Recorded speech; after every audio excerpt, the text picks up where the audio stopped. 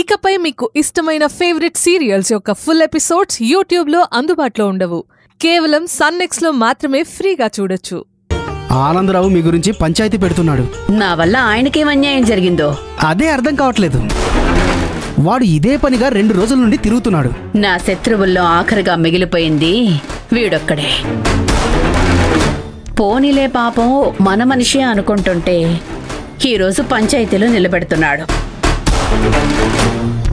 వీణ్ణి కూడా అజ్ఞాతంలోకి పంపించకుండా పెద్ద తప్పు చేశాను. అక్కడికి నేను వద్దంటున్నానండి. ఇది పెద్దింటి సమస్య, రచ్చబండ దాకా తీసుకురాకూడదని ఎన్నిసార్లు చెప్పినా వినట్లేదు. ఎదిరించి మాట్లాడేవాణ్ణి. నా సీక్రెట్స్ కొన్ని వాడికి తెలుసు. అవెక్కడ బయట పెట్టేస్తాడేమోనని భయపడుతున్నానమ్మా.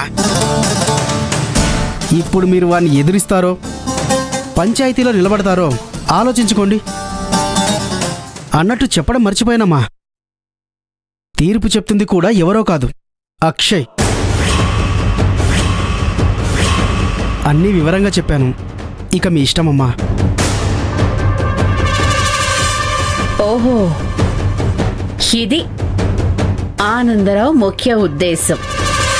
అక్షయ్ని పంచాయతీ పెద్దగా చేసి తనతోనే తీర్పు చెప్పించి వాడి చేతే నన్ను ఇంట్లో నుండి గెంటించాలని చూస్తున్నావు.